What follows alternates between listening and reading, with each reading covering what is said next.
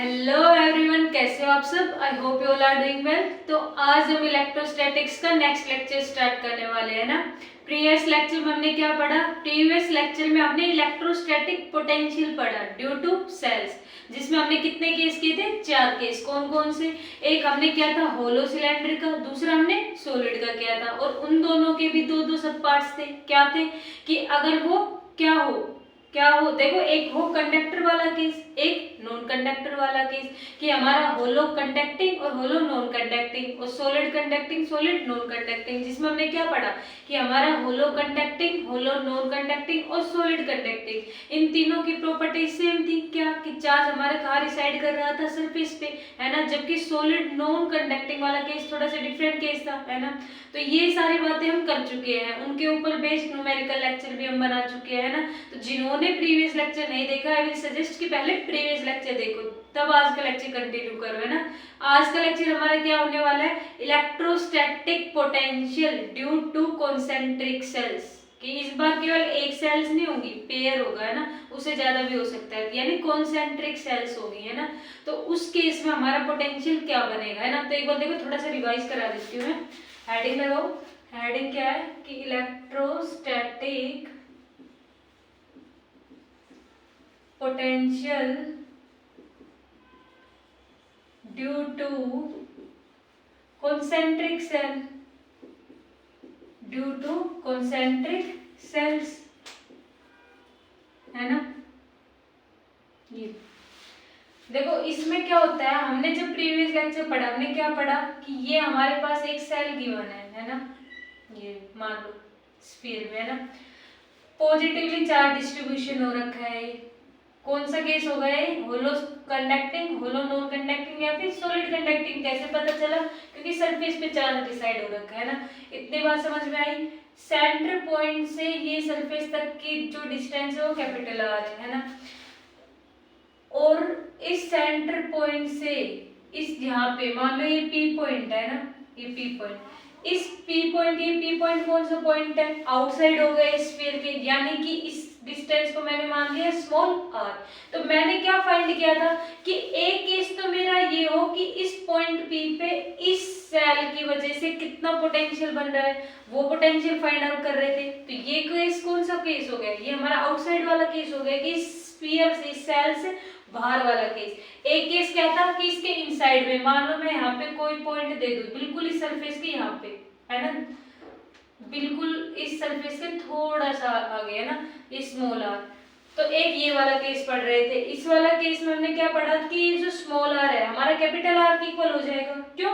क्योंकि जस्ट ये बिल्कुल सरफेस पे, मान सकते हैं हम, बिल्कुल सरफेस के अंदर है ना। इसको सरफेस पे क्यों नहीं माना, सरफेस के बाहर क्यों नहीं, इस सारे रीजन में बता चुकी हूँ प्रीवियस लेक्चर में ना। तो जिन्होंने नहीं देखा है प्रीवियस लेक्चर, इसीलिए बोल रही हूँ मैं, वो लेक्चर देख के आओ।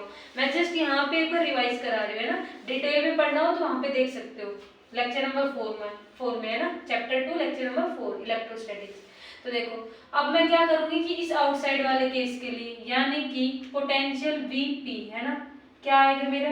के क्यू। मान लो ये टोटल चार्ज डिस्ट्रीब्यूशन कितना हो रखा है क्यू पे, कि कितना चार्ज डिस्ट्रीब्यूट हो रखा है, अंदर वाली साइड बाहर वाली साइड, है ना, ये क्यू अपॉन में ये यहाँ क्या आ जाएगा? Small R. कौन सा केस? आउटसाइड वाला केस। ये मैं बता चुकी हूँ, इसका प्रूफ भी करवा चुकी हूँ। जिसको प्रूफ देखना हो इसीलिए बोल रही हूँ बार बार, है ना, वहां पे देख सकते हो। और ए, ये पॉइंट मैंने मान लिया ए, है ना। तो मैं वी ए की बात करूँ, है ना, इनसाइड वाला केस, वो किसके इक्वल आएगा मेरा? के क्यू अपॉन में स्मॉल आर के इक्वल आएगा। क्यों? क्योंकि ये ए लगभग देखो, इस जो ये small R, sorry capital R के इक्वल आएगा, है ना। स्मॉल आर तो ये डिस्टेंस थी हमारी वेरिएबल डिस्टेंस की, आउटसाइड जितना हम वेरी कराएंगे ना, यानी कि यहाँ पे क्या था? वेरिएबल था, नहीं, है ना। समझ गए होंगे इतनी बात तो वी ए, देखो ए पॉइंट पे, ये पॉइंट है बिल्कुल ही सरफेस के टच करने वाला हो रहा है ना, यानी कि ये वाली डिस्टेंस स्मॉल आर ये कैपिटल आर की इक्वल होगी, है ना। तो ये वही लिखा है मैंने। और सरफेस के लिए भी क्या होगा? सेम यही फॉर्मूला होगा हमारे सरफेस के लिए भी। क्यों? क्योंकि देखो बिल्कुल इस सरफेस के थोड़ा सा पीछे है, हल्का सा पीछे, यानी कि इज इक्वल टू सरफेस मान सकते हैं इसको, है ना। बिल्कुल सही बात बता रही हूँ मैं ना, कोई डाउट नहीं करना, सेम यही है बुक में, किसी भी बुक में चेक कर लो आप लोग। वी ए इनसाइड क्या आएगा के क्यू बाई आर, और सरफेस के लिए भी अप्रोक्सीमेट हम यही लेके चलते हैं, क्यों? क्योंकि ये पॉइंट सरफेस के बिल्कुल पास होता है ना, इस वजह से। तो इनसाइड वाला पोटेंशियल, यानी इनसाइड में कहीं भी फाइंड आउट करूं तो वहां पे पोटेंशियल मेरा क्या आएगा, के क्यू बाई आर, तीनों चीजें मेरी कांस्टेंट है, यानी कि एक सेल के अंदर जो हमारा पोटेंशियल होता है वो कांस्टेंट होता है ना, और बाहर कैसे वैरी करता है, के क्यू बाई आर, है ना, यानी कि कैसा, इनवर्सली प्रोपोर्शनल टू आर, है ना। देखो आप फर्स्ट क्वेश्चन करते हैं, इतनी बात समझ आ गई तो क्वेश्चन क्या है हमारा, मान लो मेरे पास दो सेल्स है ना, एक सेल ये हो गई और एक सेल मेरी ये हो गई है ना, सॉरी। देखो ये जो फर्स्ट सेल है इस पे चार्ज डिस्ट्रीब्यूशन हो रखा है क्यू ए, सेकंड सेल पे चार्ज डिस्ट्रीब्यूशन हो रखा है मेरा क्यू बी, है ना, और दोनों ही मेरी पॉजिटिवली चार्ज डिस्ट्रीब्यूटेड सेल्स है। कैसी है? पॉजिटिवली चार्ज डिस्ट्रीब्यूटेड सेल दोनों ही मेरी। मैंने इसको पॉजिटिवली चार्ज डिस्ट्रीब्यूशन शो कर दिया है ना, ये रहा। अब अंदर वाला जो सेल है इसकी रेडियस गिवन है हमें आर ए, है ना, बाहर वाला जो सेल है इसकी रेडियस हमें गिवन है क्या, आर बी, है ना।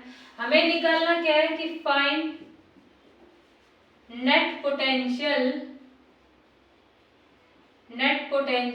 Due to cell A and B, कि सेल ए और सेल बी की वजह से कितना मेरा पोटेंशियल होगा वो मुझे फाइंड आउट करना है। तो मैं देखो कैसे फाइंड आउट करूंगी, मैं सबसे पहले वी ए फाइंड आउट करूंगी, है ना, वी ए फाइंड आउट करूंगी, यानी पोटेंशियल एट ए, है ना, यानी कि इस फर्स्ट सरफेस पे, फर्स्ट सेल पे बात करूंगी, सेल ए की बात करूंगी। तो इस सेल ए पे आप लोग ध्यान से सोचो कि किसकी वजह से पोटेंशियल जनरेट होगा। एक तो देखो सेल ए के लिए, यानी अंदर वाली सेल के लिए, है ना, मैं यहाँ पे फाइंड आउट करना चाहूँ सेल ए पे, यहाँ पे, तो ये वाला पॉइंट इस फर्स्ट सेल के लिए कहाँ पे हो गया, सरफेस पे हो गया, है ना, देखो यहाँ से सरफेस पे हो गया। और सेल बी की वजह से भी पोटेंशियल जनरेट होगा, है ना। मान लो मेरे पास कोई चार्ज रखा हुआ है यहाँ पे, पॉइंट वो है ना, टेस्ट चार्ज रखा हुआ है, बहुत छोटा सा टेस्ट चार्ज मेरे पास यहाँ पे Q1 है, यहाँ पे Q2 है। तो कोई मुझे बोले इस Q0 पे कितनी फोर्स लगेगी, तो Q1 की वजह से भी लगेगी और Q2 की वजह से भी फोर्स लगेगी। तो वही चीज यहाँ पे हो रही है कि सेल ए पे जो पोटेंशियल होगा वो इसकी वजह से भी होगा और बाहर वाले की वजह से भी होगा, है ना। बाहर वाले सेल के लिए ये पॉइंट कहाँ हो जाएगा, इनसाइड हो जाएगा, कि ये पूरी सेल है उसके अंदर कोई फाइंड का पोटेंशियल देखो यहाँ पे, है ना। और अंदर वाले के लिए यहाँ से ये पॉइंट कहाँ हो गया, इसके सरफेस पे हो गया, यानी कि वी ए मैं फाइंड आउट करूँ तो V A due to cell A plus में V A due to cell B, है ना, ऐसा लिख सकती हूँ मैं। अब सेल ए के लिए पॉइंट कहाँ पे है, सरफेस पे है ना, और सेल बी के लिए पॉइंट कहाँ पे है, इनसाइड वाला केस है। तो मैं जस्ट कुछ नहीं कर रही, इनकी पोटेंशियल की वैल्यू रख दो यहाँ पे कि सेल ए यानी सरफेस पे हमारा पोटेंशियल किसके इक्वल आता है, के क्यू बाई कैपिटल आर, यानी कि के क्यू ए अपॉन में आर ए, है ना। सरफेस के लिए देखो आर ए है, चार्ज क्यू ए, है ना, प्लस में potential due at A due to cell B. अब सेल बी की वजह से कितना होएगा, तो क्या आएगा यहाँ पे, के क्यू ए अपॉन में आर बी, है ना। देखो ये यहाँ से यहाँ तक की पूरी कितनी हो जाएगी हमारी, आर बी रेडियस हो जाएगी, है ना। अब ऐसे ही सेम मैं वी बी के लिए फाइंड आउट कर सकती हूँ, है ना, V B due to cell A plus V B due to cell B, है ना। देखो वही सेम कहानी जो हमने सेल ए पे लागू की वही सेल बी पे होगी, कि सेल बी पे भी जो पोटेंशियल होगा वो एक तो सेल ए की वजह से, एक सेल बी की वजह से, है ना। अब सेल ए के लिए ये पॉइंट कैसा हो गया, ये सेल ए है ना, इस बी सेल के लिए सेल ए पॉइंट है वो कहाँ हो गया, देखो सेल ए से बी पॉइंट कहाँ हो गया, इसके आउटसाइड हो गया, है ना। यानी कि सेल ए के लिए कौन सा केस हो गया है, आउटसाइड वाला केस हो गया, है ना, आउटसाइड वाला केस हो गया। और सेल बी ये बाहर वाली सेल है, इसके लिए कैसा हो गया पॉइंट, हमारा सरफेस पे हो गया। देखो समझ आ रहा होगा ना, इतना कुछ टफ है नहीं इसमें, है ना।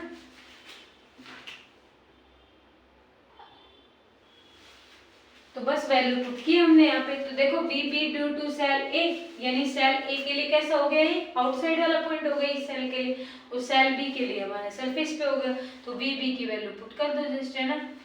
जैसे हमने बी ए में पुट की थी, सेल ए की वजह से सरफेस पे था, तो क्यू के क्यू ए, देखो इस सरफेस के लिए के क्यू ए बाई आर हो गया था, है ना। और इस बी की वजह से क्या हो गया था, के क्यू बी, बी है नहीं, बी है ना, बी, देखो क्यू बी की वजह से ना, अपॉन में आर बी, तभी तो आर बी लिखा था हमने।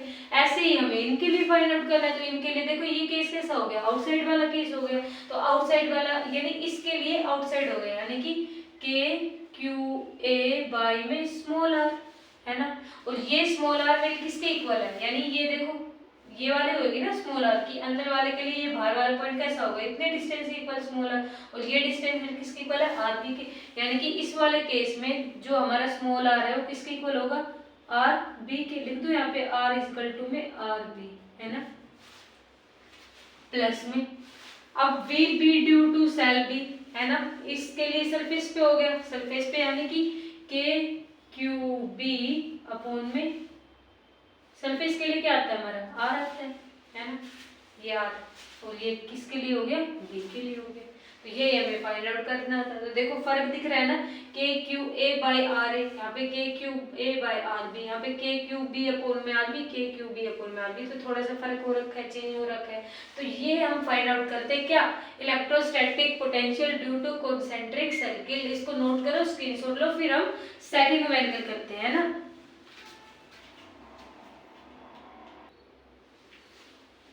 देखो नोट कर लिया है ना, इरेज कर दूं। देखो अगर प्रीवियस लेक्चर देखे होंगे, कंसेप्ट क्लियर होंगे तो है ना बड़ी आसानी से कर दोगे। बस यही तो देखना है ना, कौन सा पॉइंट किसके लिए इनसाइड में है, कौन सा पॉइंट आउटसाइड में। तो जस्ट फॉर्मूले में वैल्यू पुट कर दो, है ना। अब देखो नेक्स्ट क्वेश्चन क्या है हमारा, इजी क्वेश्चन है ना। क्वेश्चन मान लो मेरे पास इस बार 3 कॉन्सेंट्रिक सेल्स है ना, एक मार्कर नहीं चल रहा थोड़ा सा,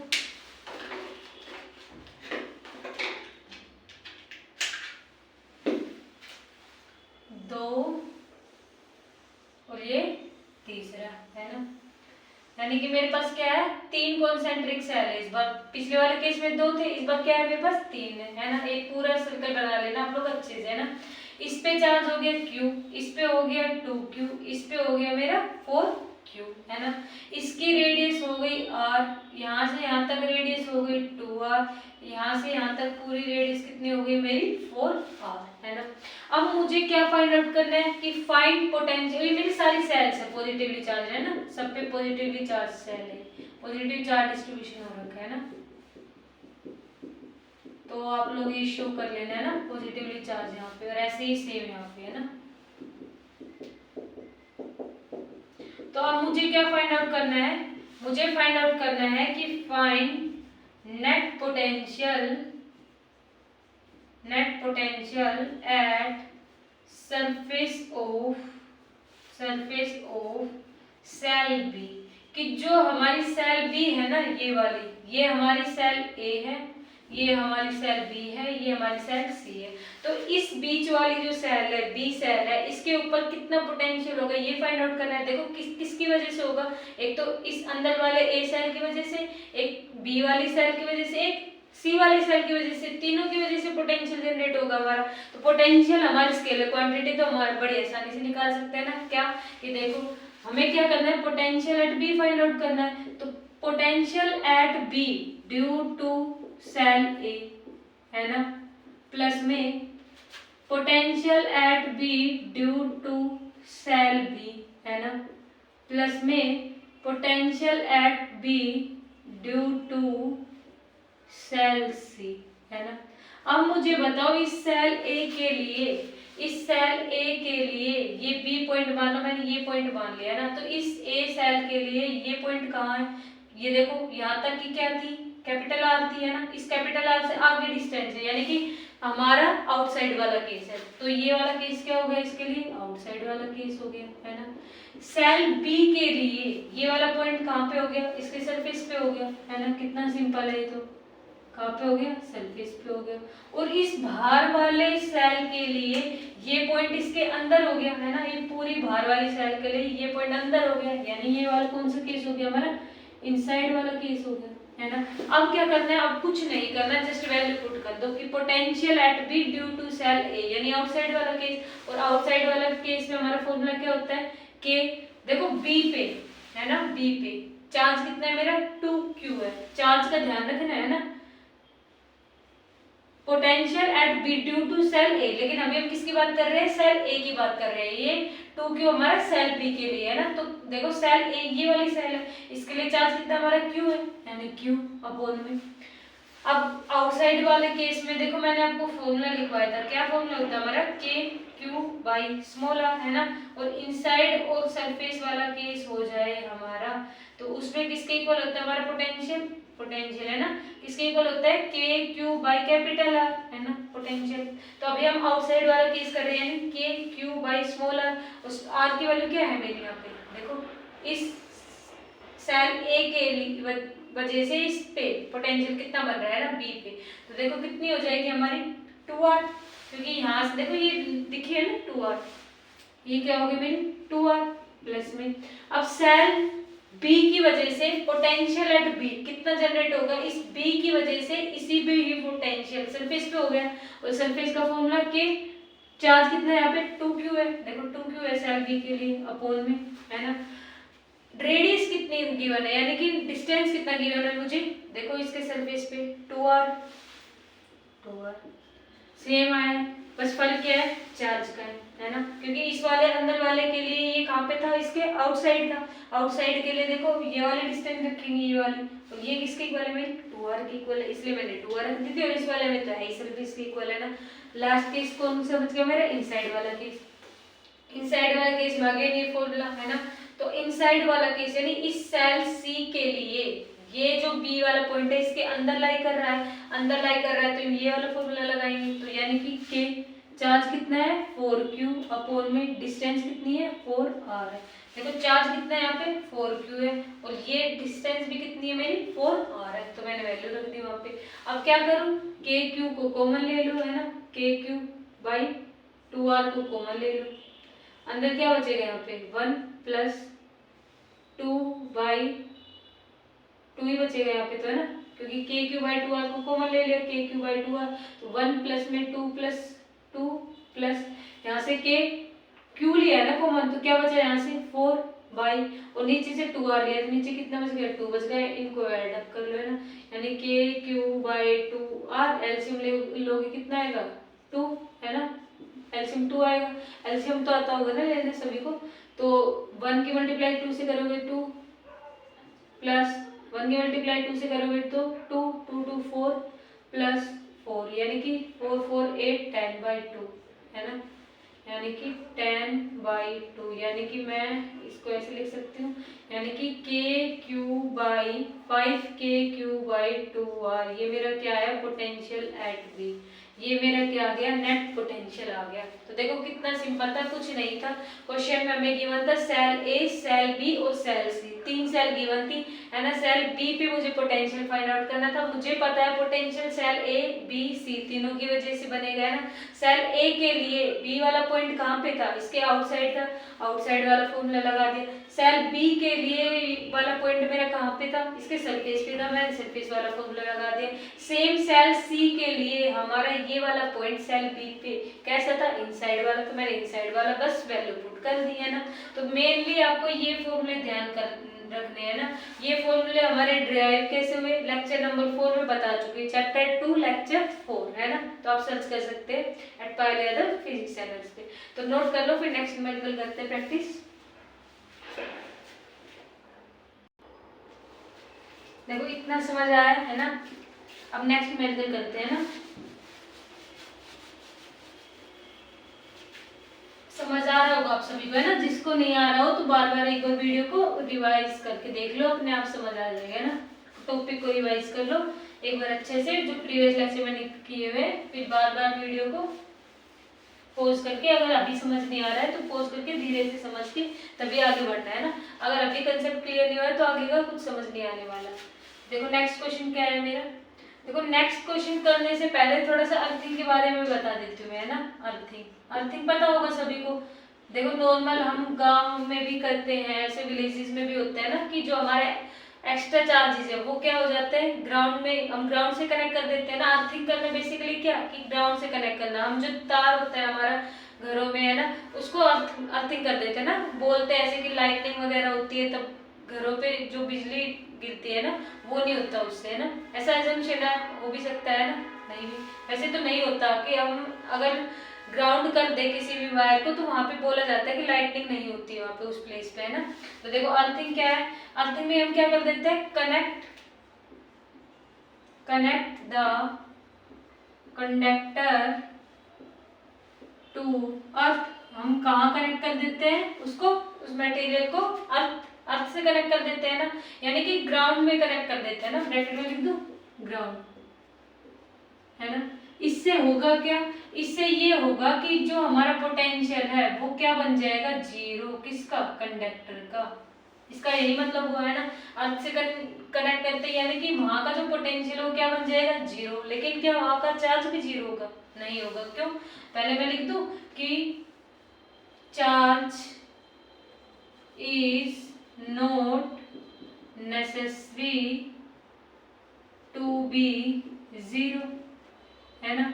कि चार्ज हमारा जीरो ऐसा जरूरी नहीं है। क्यों, क्योंकि देखो अभी हमने जो पोटेंशियल वाला केस पढ़ा, तो पोटेंशियल वाले केस में हमने क्या पढ़ा कि पोटेंशियल हम सेल बी पे सेल ए की वजह से भी निकाल रहे थे, सेल सी की वजह से, यानी उस जगह का पोटेंशियल उसके अलावा उसके आस पड़ोसी पे भी डिपेंड कर रहा था, उसके नेबर पे भी डिपेंड कर रहा था। तो हो सकता है उसका पोटेंशियल खुद का भी पॉजिटिव हो, बाहर वाले का नेगेटिव हो, उस वजह से नेट हमारा क्या बन रहा हो, जीरो बन रहा हो, है ना। लेकिन चार्ज थोड़ी ना ऐसा कहाँ लिखा हुआ है कि चार्ज हमारा उस केस में जीरो होगा, है ना। तो चार्ज हमारा जीरो हो ऐसा जरूरी नहीं है, बी कंडक्टर हमारा जीरो होगा, है ना। ये बात हो गई। तो देखो अब एक तो यही हो गया, है ना, क्या कि मान लो मेरे पास क्या है, वही तीन मेरे पास क्या है, सेल्स है ना। तीनों कैसी चार्ज है मेरी, पॉजिटिवली चार्ज है ना। तीनों मेरी कैसी चार्ज है, पॉजिटिवली चार्ज है ना। क्या है मेरी, तीनों पॉजिटिवली चार्ज है। सोलर सिस्टम जैसा लग रहा है ना कि बीच में बना दिया, साइड में ऐसे बनाया होगा ना बचपन में सभी ने। तो देखो ये क्या है, इसका चार्ज मान लिया मैंने क्यू, इसका चार्ज मान लिया मैंने स्मॉल क्यू, इसका चार्ज मान लिया मैंने 2q, है ना।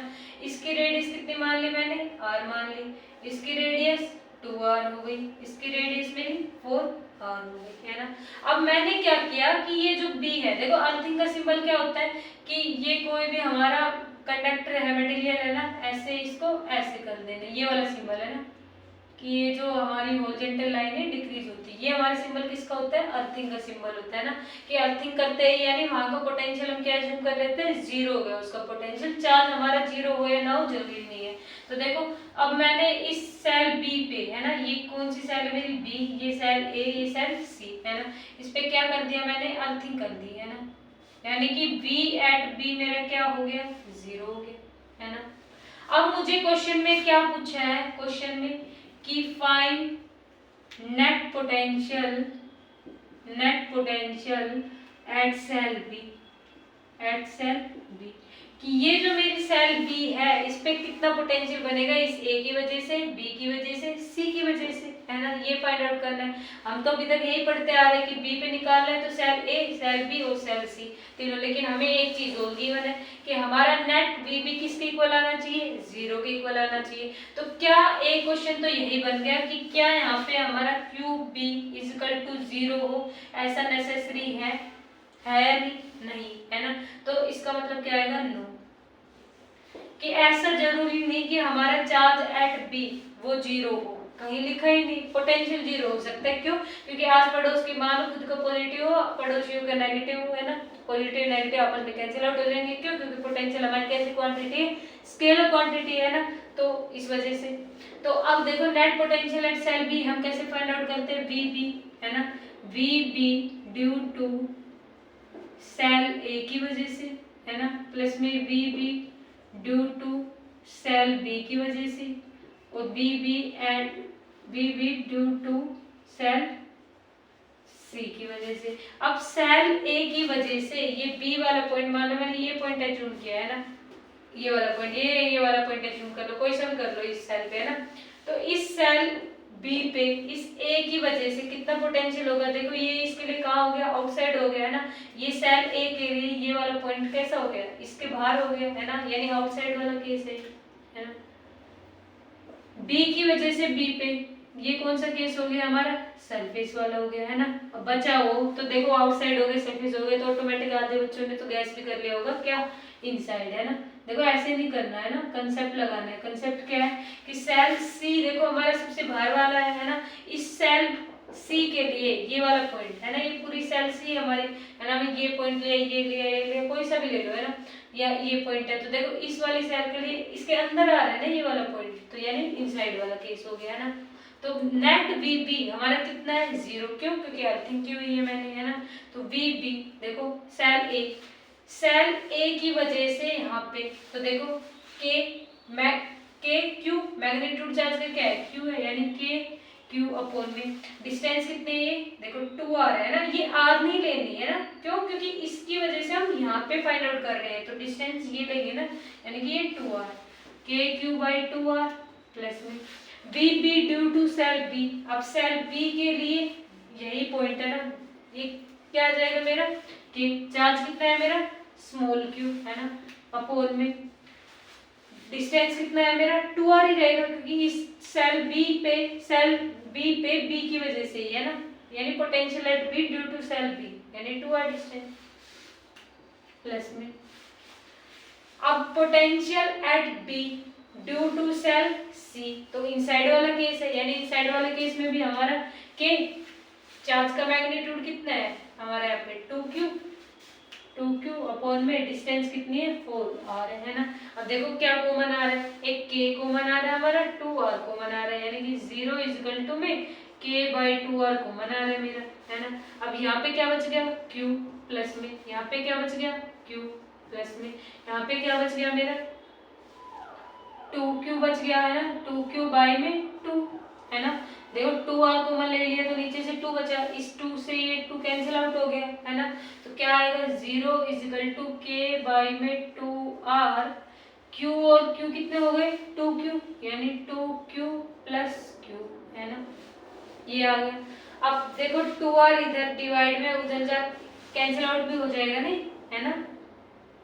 यहाँ से देखो मैंने क्या किया था, k यहाँ पे लिखा, 2r यहाँ पे कॉमन आ रहा है सब में, है ना, तो 2r भी मैंने बाहर लिख दिया, अंदर बचा के q, यहाँ पे भी स्मॉल q प्लस में यहाँ पे क्या बचा मेरा 2q बाई 4r लिया। यहाँ से ये काम करो, पहले इस 2 को यहाँ से कैंसिल आउट कर दो, है ना, 1 आएगा यहाँ पे 2, देखो ये कैंसिल आउट हो गया ना, 1 आएगा, यहाँ पे क्या आएगा 2 आएगा डिवाइड में, और ये 2 आया यहाँ पे, और ये 2 मैंने क्या ले लिया कॉमन ले लिया, देखो यहाँ पे भी कैंसिल आउट कर दिया, है ना, एक ही बात है वो, है ना, यानी कि q प्लस q ये क्या हो गया मेरा 2q प्लस q, है ना। अब देखो क्या कैंसिल आउट हो रहे हैं यहाँ से, क्या ये मैं 2 कैंसिल आउट कर सकती हूँ यहाँ से, सोच के बोलना, पहले नहीं कर सकते ऐसे सीधा ना, तो मैं क्या करूंगी, मैं क्रॉस मल्टीप्लाई करूंगी ऐसे, तो क्रॉस मल्टीप्लाई किया, ये 0 के इधर आएगा तो 0, यानी कि 0 इक्वल टू में 2q प्लस में q, है ना, स्मॉल q मेरा किसके इक्वल आ गया -2q के, ये मुझे फाइंड आउट करना था, है ना,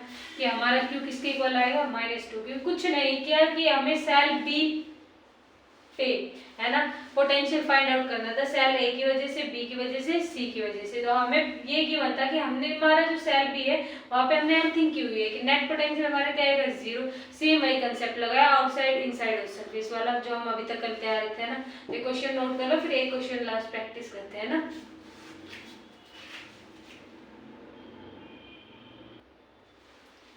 देखो लास्ट में मेरी क्या है हमारी, इरेज कर दो इसको, है ना। देखो समझ आ रहा होगा, है ना, कि अर्थिंग वाले केस में क्या होगा कि कुछ नहीं होगा, वहां का जो पोटेंशियल है वो 0 हो जाएगा, है ना, चार्ज 0 ऐसा नेसेसरी नहीं है ना। अब देखो नेक्स्ट में क्या है हमारी इंपोर्टेंट न्यूमेरिकल है नेक्स्ट। देखो इस बार क्या है मेरे पास, इस बार मेरे पास 2 कंसेंट्रिक सेल है ना, 3 आती है तो घबरा जाते कुछ बच्चे, है ना, देखो डरना नहीं है। तो देखो ये चार्ज का है हमारा, सरफेस पे डिस्ट्रीब्यूटेड है ना, और इस पे भी सरफेस पे डिस्ट्रीब्यूटेड है हमारा चार्ज। इसका चार्ज का मैग्नीट्यूड है 2q है ना, इसके चार्ज का मैग्नीट्यूड मान लो कितना हो गया मेरा 7q हो गया है ना। इसकी रेडियस कितनी मान ली मैंने, r मान ली। इसकी रेडियस कितनी मान ली मैंने, 2r मान ली है ना। अब मैंने क्या किया, देखो इस बार मैंने अर्थिंग नहीं की, अर्थिंग करने के बजाय मैंने क्या कर दिया, यहाँ पे एक सर्किट बना दिया इसे, है ना। अभी हमारा सर्किट कैसा है, ओपन है। जब मैंने इसको बंद किया ऐसे, है ना, तो क्या होगा कि इसका जो चार्ज है, और ये मैंने किससे कनेक्ट किया हुआ है, एक कंडक्टिंग वायर से कनेक्ट किया हुआ है। कंडक्टिंग वायर से कनेक्ट होने का मतलब कि हमारा चार्ज उस वायर में से फ्लो कर जाएगा, यही मतलब हुआ। और चार्ज फ्लो होने का मतलब क्या होता है, बेसिकली देखो चार्ज हमारा क्या है कि हाई पोटेंशियल से लोअर पोटेंशियल की तरफ जाएगा। अगर पॉजिटिव चार्ज है तो, और नेगेटिव चार्ज है तो नेगेटिव पोटेंशियल से, मतलब लोअर पोटेंशियल से हाई पोटेंशियल की तरफ जाएगा, है ना। हमें ये सारी बातें पता है कि, और ऐसा क्यों होता है, चार्ज फ्लो ही क्यों होता है। मान लो यहाँ का पोटेंशियल ज्यादा है, यहाँ का पोटेंशियल कम है, तो चार्ज हमारा पॉजिटिव चार्ज है तो यहाँ से यहाँ की तरफ जाएगा, क्यों, ताकि इक्विलिब्रियम आ जाए, यानी ये और ये दोनों चार्ज हमारे क्या हो जाए, इक्विलिब्रियम में आ जाए, इक्वल हो जाए, है ना। जैसे हम वाटर का एग्जांपल लेते हैं, है ना, पानी की टंकी है ना, पानी कब तक दूसरे, मान लो मेरे पास 2 टंकी है ना, 2 टंकी में मैंने एक पाइप लगा दिया, तो उस पाइप में से एक टंकी में से दूसरे टंकी में पानी कब तक जाएगा, जब तक दोनों में इक्वल नहीं हो जाता, है ना। तो वही केस यहाँ पे होने वाला है कि जब तक दोनों चार्ज हमारे इक्वल अमाउंट में नहीं होते, तब तक हमारा चार्ज क्या करता रहेगा, फ्लो करता रहेगा। तो देखो मुझे करना क्या है कि मैंने क्या किया है कि 2 cells are connected by a conducting wire। तो क्या करना है, find net charge that flows from one shell to another. कि मुझे क्या करना है अब कि मेरे पास ये गिवन है कि 2 सेल्स हमारी किससे कनेक्टेड हो गई, हमारी कंडक्टिंग वायर से हो गई, है ना। तो हमें क्या करना है, नेट चार्ज फाइंड करना है ना, किसकी वजह से, एक सेल से दूसरी सेल की वजह से गई, यानी ऑन VA एंड VB, है ना। कि नेट हमें क्या फाइंड आउट करना है कि चार्ज फाइंड आउट करना है सेल A पे और सेल B पे, है ना। वन सेल टू अनदर लिख लो, या फिर सेल यहाँ पे लिख लो ऐसे, चार्ज कहाँ पे, वैसे लिख लो या फिर ऐसे लिख लो, find net charge on cell A and cell B, एक ही बात है ना। देखो हमें ये पता है कि हमारा चार्ज फ्लो होगा, कहाँ से कहाँ होगा हमें ये नहीं पता चल रहा। तो अब देखो थोड़ा सा लॉजिक क्या लगाना है कि देखो अंदर वाला चार्ज है हमारा 2q, बाहर वाला है हमारा 7q, है ना। दिख रहा होगा कि इसका मैग्नीट्यूड तो आपको 7q ज्यादा लग रहा है, तो यहाँ से चार्ज अंदर की तरफ फ्लो करना चाहिए, है ना, ये लग रहा होगा आपको। लेकिन थोड़ा सा लॉजिक लगाओ कि मैंने जब ये कंडक्टिंग वायर इसको क्लोज कर दिया, यानी q चार्ज हमारा फ्लो करेगा, है ना। हमें नहीं पता अभी कहाँ जा रहा है, अंदर की तरफ जाएगा, अंदर से बाहर की तरफ जाएगा, कुछ नहीं पता हमें, है ना। हमें बस इतना पता है कि जैसे ही हमने सर्किट को बंद कर दिया, हमारा चार्ज Q क्या है, फ्लो होने लग जाएगा, है ना। तो अब देखो ये चार्ज हमारा जाएगा कहाँ पे, देखो ये जो हमारा अंदर वाला सेल है ना, इसको जब जैसे ही हम कंडक्टिंग वायर से कनेक्ट करेंगे, तो इसका जो चार्ज है बहुत ही फास्ट स्पीड से इस वाले पे आने की कोशिश करेगा, है ना, क्योंकि इसका मैग्नीट्यूड कम है, जल्दी आ जाएगा यहाँ पे, है ना। तो हमें क्या करना है, हमें ये पता है कि इस केस में VA हमारा किसके इक्वल है, VB के इक्वल है। क्यों इक्वल है, देखो पोटेंशियल एट A और पोटेंशियल एट B हमारे दोनों कैसे आएंगे, इक्वल आएंगे, है ना। देखो कुछ नहीं करना हमें कि potential eight A potential at B, माना पोटेंशियल एट A हमारा किसकी वजह से होगा, इस सेल A की वजह से भी होगा, सेल B की वजह से होगा, ऐसे ही सेम पोटेंशियल एट B हमारा A की वजह से होगा, B की वजह से होगा। दोनों की वैल्यू रख देंगे, जैसे अब तक सोल्व करते आ रहे थे वैसे अब तक हम सोल्व कर लेंगे। यानी कि VA पे हम क्या लिखेंगे कि VA due to shell A, है ना, plus VA due to shell B, है ना, इजिकल टू में सेम VB के लिए लिखेंगे। VB देखो ऐसा क्यों लिखा है मैंने, समझ गए ना कि एक टाइम ऐसा आएगा जैसे हम अभी वाटर टैंक की बात कर रहे थे, वाटर टैंक में क्या कर रहे थे, जब तक दोनों में क्या ना हो कि इक्वल अमाउंट में वाटर ना हो तब तक वो फ्लो करता रहेगा, यानी जब तक दोनों का पोटेंशियल इक्वल ना हो तब तक चार्ज हमारा यहाँ से यहाँ, यहाँ से यहाँ अपने आप स्टेबल होने के लिए मूव करता रहेगा, है ना। यानी इसलिए वी हमारा किसके इक्वल हुआ, वी के इक्वल हुआ, है ना। V A due to cell A plus V A due to cell B, यानी ए पे पोटेंशियल इस ए की वजह से और बी की वजह से, है ना। ऐसे ही V B due to cell A plus V B due to cell B, है ना, ये होने वाला है। तो देखो आज सेल ए की वजह से, यानी potential at A due to cell A कहाँ पे लाई कर रहा है, इसके सरफेस पे लाई कर रहा है ना। Potential at A due to cell B, इस सेल बी की वजह से इस ए पे पोटेंशियल देखो इस बी के अंदर हो गया ना, यानी कैसा केस हो गया हमारा, इनसाइड वाला केस हो गया। Potential at B due to cell A, अब इस बी पे पोटेंशियल ए की वजह से, तो ए के लिए बी कहाँ हो गया, इसके बाहर हो गया, यानी कि कैसा केस हो गया है, आउटसाइड वाला केस हो गया। और potential at B due to cell B कैसे हो जाएगा, सरफेस वाला केस हो जाएगा, है ना, कि बी पे पोटेंशियल फाइंड आउट करना है बी की वजह से, जिसके सरफेस पे हो गया। तो देखो सरफेस का फॉर्मूला क्या होता है हमारा, बार बार नहीं लिखवाऊंगी मैं ना, लर्न कर लेना। सरफेस का फॉर्मूला होता है के क्यू बाई आर, यही इनसाइड वाला होता है। जबकि बाहर का केस क्या होता है, आउटसाइड वाला जो केस है हमारा, उसमें क्या होता है के क्यू बाई स्मॉल आर आ जाता है। तो सरफेस वाले केस में देखो के चार्ज कितना है मेरे यहाँ पे 7q, है ना। Potential at A due to cell A, sorry 7q क्यों होगा, क्योंकि ए की वजह से फाइंड आउट कर रहे हैं ना हम इस बी पे, तो ए का कितना चार्ज है हमारा 2q अपॉन में, हाँ रेडियस क्या हो जाएगी हमारी, जो डिस्टेंस है हमारा वो 2r हो जाएगा। क्यों, क्योंकि इस ए की वजह से यहाँ पे फाइंड आउट कर रहे हैं, यानी इसके चार्ज 2q की वजह से 2r डिस्टेंस पे कितना पोटेंशियल जनरेट हो रहा है यही फाइंड आउट कर रहे हैं, तो 2r लिख दिया प्लस में। अब इसके लिए देखो इस वाले के लिए ये वाला पॉइंट कैसा होगा, इनसाइड वाला केस हो गया, और इनसाइड वाले में क्या लिखते हैं हम, सरफेस और इनसाइड वाला एक ही बात होती है हमारी, है ना, यानी कि के क्यू बाई आर, है ना।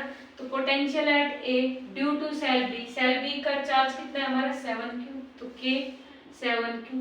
लेकिन अब मुझे बताओ क्या मैं ऐसे डायरेक्ट रख रही हूँ, क्या मैं ऐसे डायरेक्ट रख सकती हूँ, नहीं रख सकती। क्यों, क्योंकि आपने कैसे गैस कर लिया कि के 2q बाई 2r ही रहेगा सर्किट क्लोज होने के बाद, ये 2q है हमारा, इसमें से मान लो हमारा q चार्ज यहाँ से इधर चला गया, है ना, इस सेल ए से सेल बी में चला गया, यानी 2q चार्ज में से कुछ q अमाउंट ऑफ चार्ज मेरा लेस हुआ है, और इसमें 7q में वो q अमाउंट हमारा क्या हुआ है, ऐड हुआ है। अभी हमें नहीं पता हमारा अंदर से बाहर जा रहा है, बाहर हमने एज्यूम किया है कि 2q हमारा चार्ज है, इस चार्ज का कुछ जो पार्ट है जब हम कंडक्टिंग वायर से कनेक्ट करेंगे तो ये q चार्ज हमारे यहाँ पे फ्लो कर जाएगा, यानी कि इस 2q में से -q भी तो होगा ना, है ना।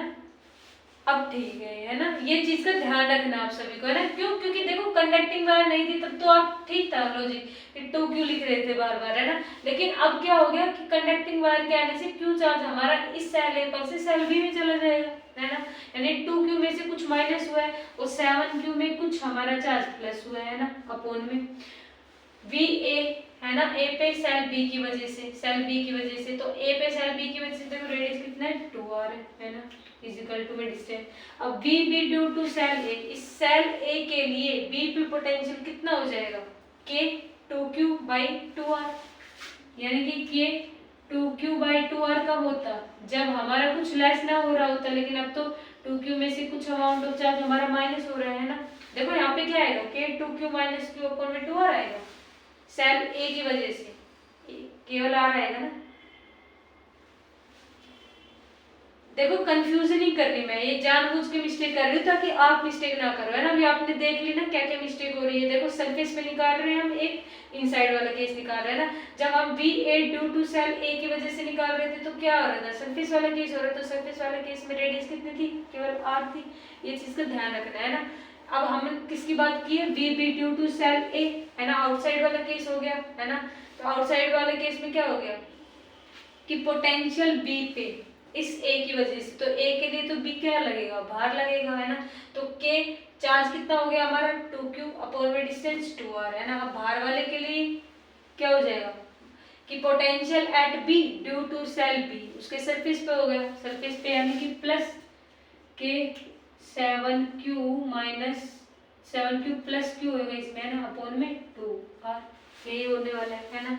अब क्या क्या कैंसिल आउट हो रहे हैं देखो, के आर यहाँ से कॉमन लिया, यहाँ से के आर कॉमन लिया, यहाँ से लिया और यहाँ से आपस में क्या हो गई, कैंसिल आउट हो गया है ना।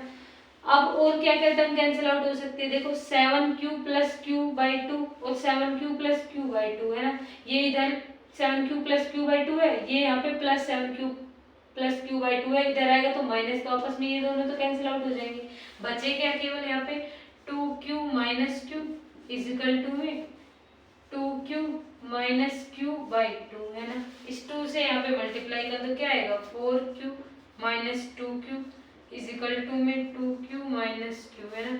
इसमें से माइनस होगा तो 2q माइनस ये यहाँ पे आएगा तो प्लस प्लस माइनस, देखो इसको अलग अलग लिखना चाहो तो ऐसे नहीं लिख सकते, 4q minus 2q minus 2q plus q is equal to 0। ये वाले टर्म उठा के इधर ले आई है ना, राइट हैंड साइड को लेफ्ट हैंड साइड ले आई, तो 4q माइनस 2q यानी 2q minus 2q plus q कितना हो जाएगा minus q is equal to 0। तो यहाँ से जब आप q की वैल्यू फाइंड आउट करोगे तो किसकी इक्वल आएगा 2q के। इसका मतलब क्या हुआ, इसका मतलब ये हुआ कि जब भी कंडक्टिंग वायर से हम किसी भी चीज को कनेक्ट कर देंगे तो कितना अमाउंट हमारा चार्ज फ्लो होगा, देखो टोटल अमाउंट ऑफ चार्ज हमारा फ्लो हो जाएगा। क्यों? क्योंकि हमें पता है कि जब दो कॉन्सेंट्रिक सेल्स है हमारी, इसको हम किसी कंडक्टिंग वायर से कनेक्ट करेंगे, यानी कंडक्टिंग वायर से कनेक्ट करने का मतलब सारा चार्ज हमारा कहाँ पे आ जाएगा, सरफेस पे आ जाएगा। सारा चार्ज सरफेस पे आने का मतलब क्या कि अंदर जितना भी चार्ज चाहे 6q 7q 10q कितना भी हो हमारा बाहर के सरफेस पे चला जाएगा। वही यहाँ पे हुआ कि कितना अमाउंट ऑफ चार्ज हमारा सेल ए और सेल बी पे था, कि कितना अमाउंट ऑफ चार्ज हमारा ट्रांसफर हो गया सेल ए से सेल बी पे, कितना हुआ जितना इस सेल ए के ऊपर टोटल चार्ज था उतना टोटल का टोटल हमारा यहाँ पे चार्ज क्या हो गया ट्रांसफर हो गया। क्यों? क्योंकि ये कैसी वायर हमारी कंडक्टिंग वायर है, और कंडक्टिंग की एक प्रॉपर्टी होती है कंडक्टिंग वायर की, कंडक्टर की क्या कि चार्ज हमारा कहाँ पे रिसाइड करता है केवल सरफेस पे। तो जब दोनों को कनेक्ट कर दिए तो केवल ये एक सरफेस मानी जाएगी हमारी बाहर वाली है, तो इसलिए ये वाला पूरा का पूरा चार्ज हमारा यहाँ पे ट्रांसफर हो गया है ना। ये बात इस चीज से आप लोग प्रूव कर सकते हो। तो आज का लेक्चर हम यहीं पे स्टॉप करते हैं ना। आई होप आज का लेक्चर आपको समझ आया होगा। So please share and subscribe my channel. Thank you for watching my video.